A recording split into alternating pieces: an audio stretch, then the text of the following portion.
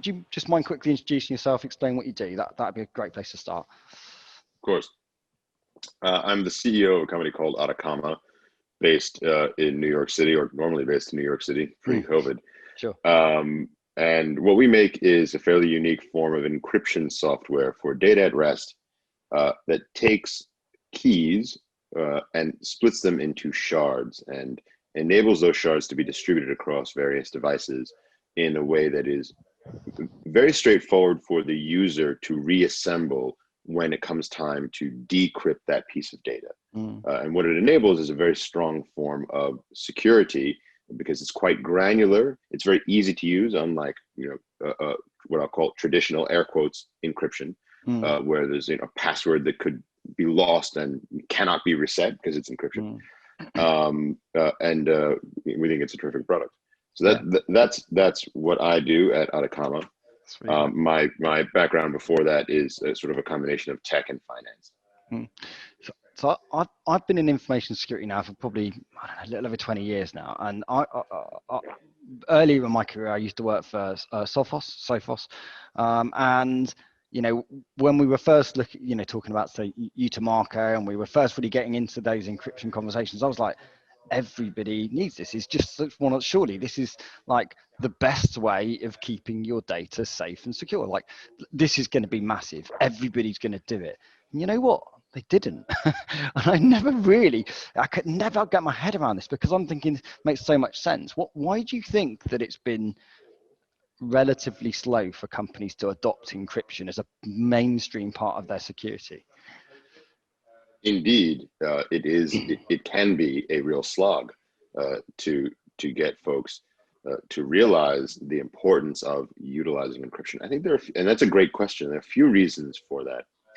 The first is, historically, there have been real problems implementing encryption on a granular level for a variety of technical problems and user experience problems. Right.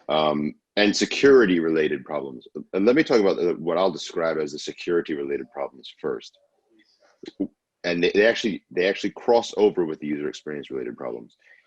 What a lot of companies have done, and I think Sophos is one of them, is they'll say, okay, we will encrypt all of your data, and perhaps we'll do it on a granular basis. Perhaps we'll do it at the file level. However, to make it sufficiently easy for the user to access, what we'll do is we'll have the keys stored in a way such that that key storage is connected to your identity and access management system. Consequently, when the user authenticates, those keys are released. And that's fine. That makes it quite straightforward for the user, right? They just put in their username and password and maybe whatever multi-factor authentication they have, and then the keys are released. However, it makes it similarly easy for an attacker, right? Because if an attacker is going to spoof my identity, or somehow is going to gain my credentials, or somehow via malware gain access to my endpoint, right, and pretend to be me, they will also have immediately defeated the entirety of the protections that encryption provides. So you could separate those things, right? You could say, okay, fine, we're going to separate those things and then require users to enter passwords on a per folder or per file basis. But that, of course, introduces a series of other problems because users hate passwords and then they forget them and you have all these other issues. And the confluence of these problems, right? The combination of these problems made encryption, or has historically made encryption, somewhat untenable.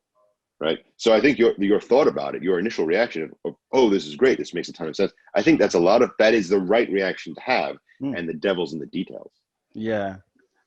I think fundamentally, I think there was also a lot of fear. They were like, well, what if all of our data gets encrypted? What if we can't get it back? I mean, there's a fair amount of that, I think, that was also happening. Exactly.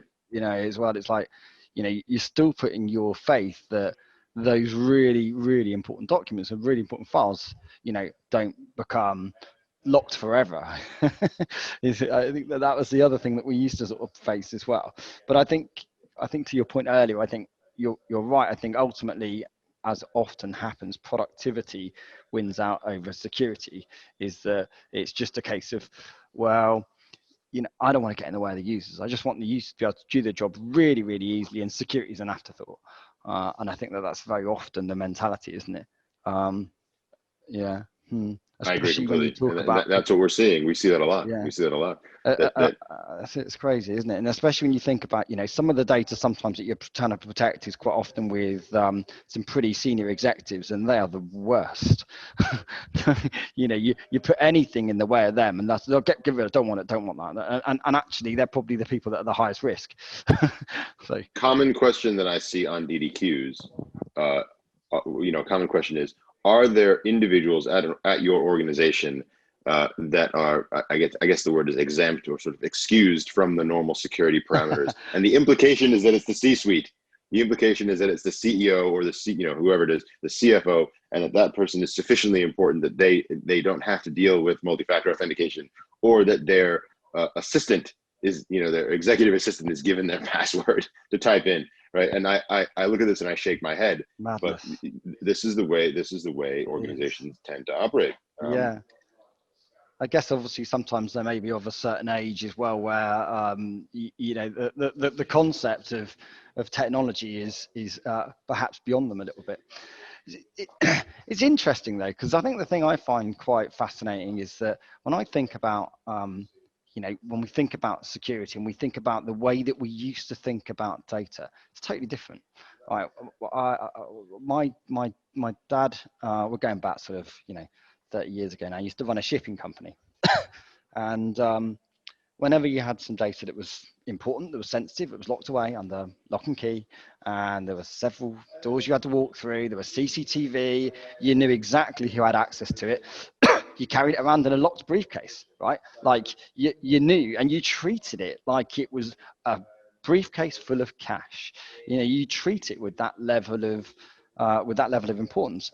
And yet, when you look at organizations, I bet if you went into that organization today and you looked at the way that exactly that same type of data was being handled, I can guarantee that you'd find stuff that's stored in open shares, that's stored, stuff that's massively people have got access to that really don't need access to. The level of understanding as to potentially even where that data is inside the organization is probably a lot worse now than it was sort of like 20 or 30 years ago. And I think that like the entire mentality and attitude towards data have really sort of changed. I guess it's become commoditized because frankly there's so much of it as well.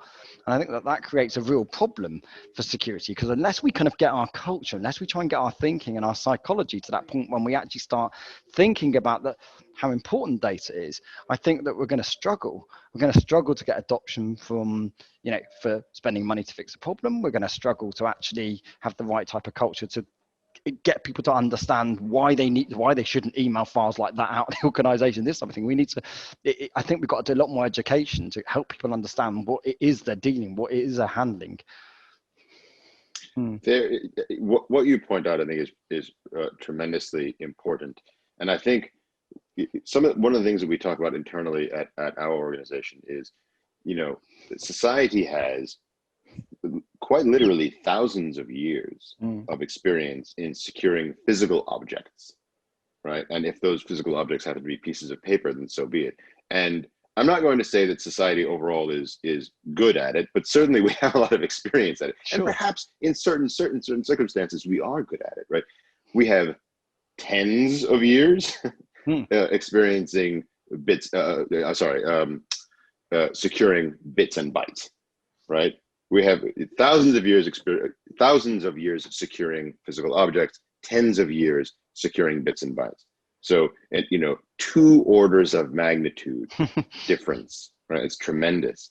And there is this sort of assumption that, security is security, right? And we have experience, we collectively, society, we understand what security means. And because we have so much experience keeping secure these physical objects, so too should we have the ability to keep secure bits and bytes. And it just doesn't translate. There is a terrific YouTube channel that I discovered recently. It's a fellow who likes to take physical locks, right? Padlocks and whatever else, and he shows how quickly they can be picked and defeated, right? It's a great sort of exercise in red teaming the physical world, and he does a great job of it. He's very fast, right? So these it'll be a 3-minute YouTube clip, and he's not a jerk about it. He'll get on there and he'll say, oh, I'm going to show you this padlock today and how I can pick it in 20 seconds. And I'll go do, and suddenly it's picked, it's done, right? And I showed this to my team, and they all said, this is a great example of how easy it is to show a third party the way in which security can be defeated in an intuitive manner. The problem is showing that in the context of bits and bytes is much harder, right? If I show you the way to defeat a bank vault, right, the viewer will immediately say, oh, well, this is terrible. It's easy to understand how this can be defeated, and we need to really fix this problem, right? Yeah. It's much more difficult to show you, how easy it is to infiltrate a network, right? It's not intuitively obvious to sort of the casual observer. And that's one of these things that feeds into this, I would say, level of overconfidence related to securing bits and bytes, right? Relative to the physical world. Yeah. So I think what you're saying is 100% right.